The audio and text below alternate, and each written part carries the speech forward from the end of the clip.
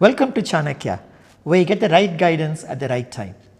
Today, we have a situation from Ravi, one which has often been encountered by project managers.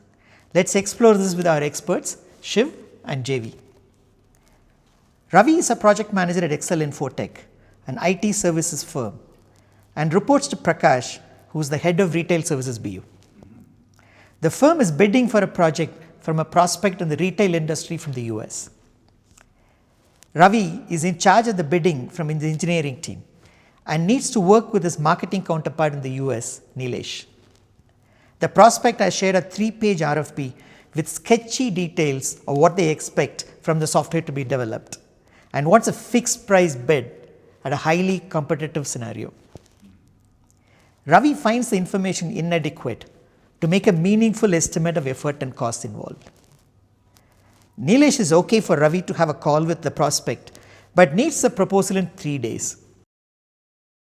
Ravi believes this is an unrealistic expectation and shares his concerns with Prakash.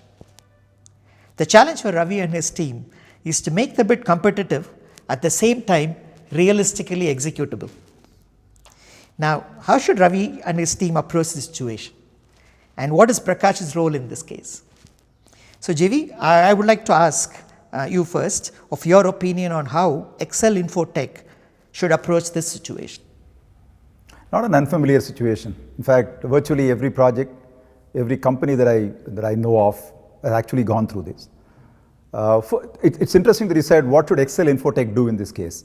So we should look at the company situation before we look at the role of Ravi or Prakash in this case. Should they bid in this context?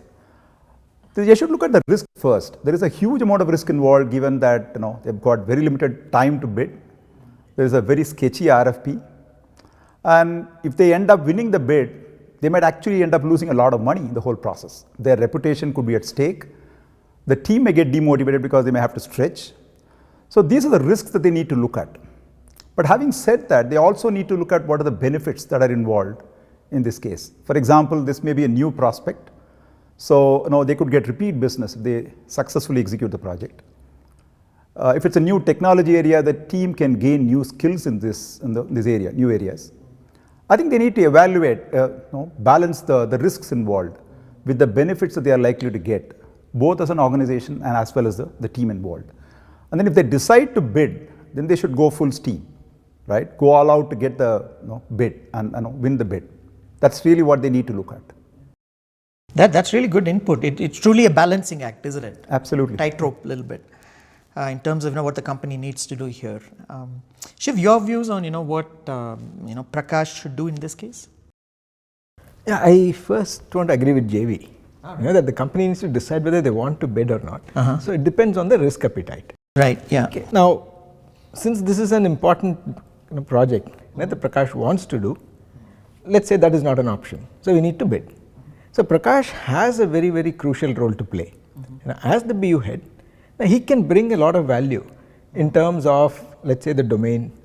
He knows what is going on, what the competition is doing, where the technology is headed, plus the past projects that Excel has done, where they can probably leverage something, or in order to meet the short deadline for both estimation and also the implementation, see if there are any packages that are already available or components that can be assembled with just the integration being done by Excel.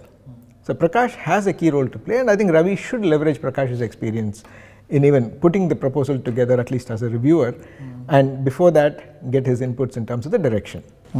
I guess what you're saying is it is a balancing act, but given Prakash's knowledge and Prakash's exposure and experience in the industry, they can go for it, kind of, right? Depending on the risk appetite. So that's very true, actually. So eventually, Ravi should take Prakash's guidance. True, and that brings us to the most important person, or the person Ravi here, right? Who's the one on the spot? Who's the key stakeholder in this case? Who's the on the spot here? So JV, what should Ravi's approach be in this case?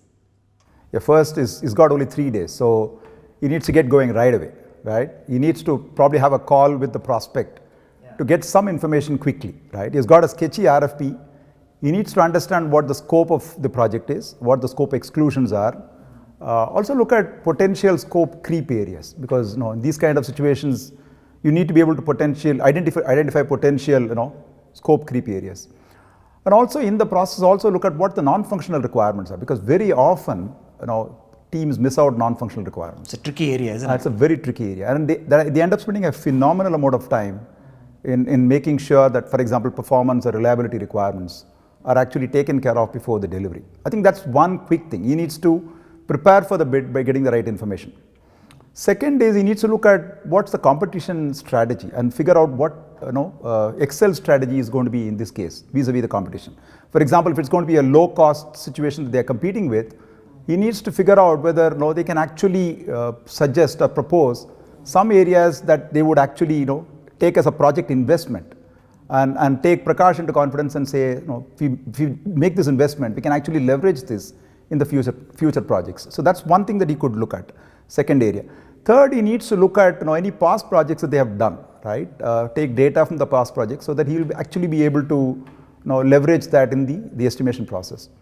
And finally, they also need to look at what assumptions that they need to make in this process. For example, what kind of technology they are going to use, what productivity assumptions they are going to make, what are the potential risks involved, what kind of buffers that they need to factor into the whole process. I think he needs to look at all of these aspects before putting the proposal together. And you can factor those impact or those risks into the buffer. Into the buffer, into absolutely. The estimates in a fixed price. Into the estimate, because it's a fixed price situation. Yeah. That's the key thing there. Yep. That's an impressive list of things to do, JV. That brings me to another question, right? Where, Ravi heads an engineering team here, right? So how can Ravi get the engineering team involved? Great question. Or should he? Yeah, absolutely. I just want to add one more dimension to what JV said, to respond to this. Yes, definitely the past projects, the context, everything else is very important. But what is more important in how the team that is going to execute is going to deliver. Okay. But in many situations, particularly in service companies, there is going to be a time lag between the time you bid and the time you actually execute the project. So even though it may be difficult, I would think that getting as many of the key roles involved, at least get the architect, the DBA, the security person, but you mentioned non-functional requirements.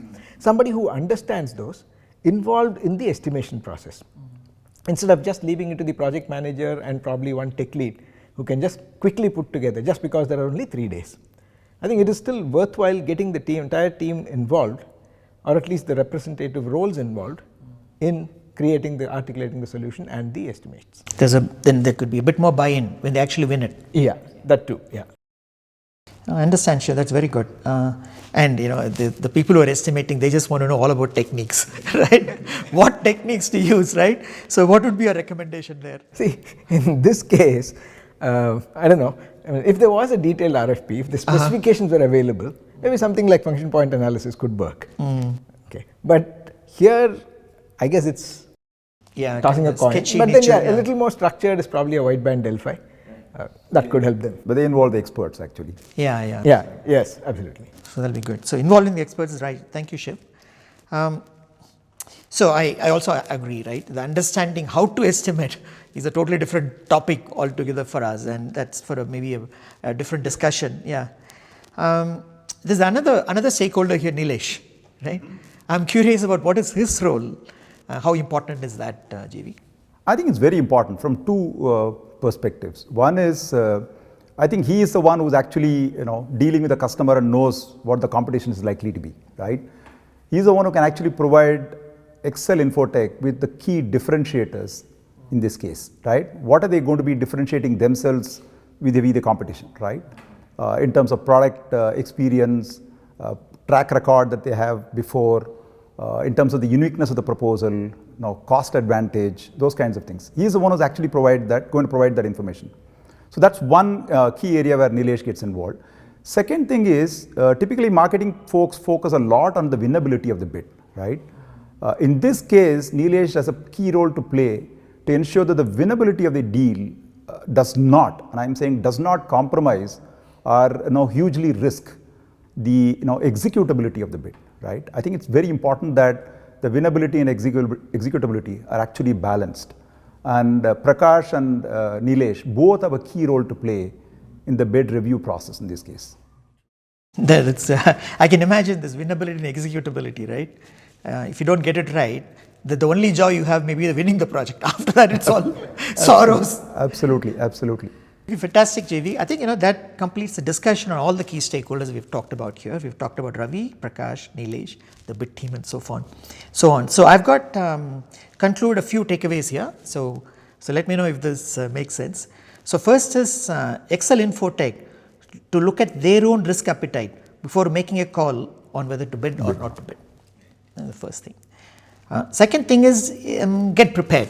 Right? Get prepared, and a preparation could mean a number of things like getting additional info from prospect, use of data from past projects, and this is something you mentioned, JV, devising a competition strategy, right, and factor in assumption risks, and because given that it's a fixed price bid. And third is involve key team members, right, that Shiv you were mentioning in the bid process, that gives greater buy-in, right, into the thing. And finally, leverage management and marketing as stakeholders, ensuring that this often elusive balance between winnability and executability of the bid. Absolutely. Does that make sense? Is that a fair enough summary? Absolutely. Yeah. I think that's a fair summary. Okay, thank you, JV and Shiv, for sharing your perspective on this rather difficult but very common situation that most organizations and managers face today. I'm sure many PMs and organizations will find these experiential insights very useful. Thank you for joining us.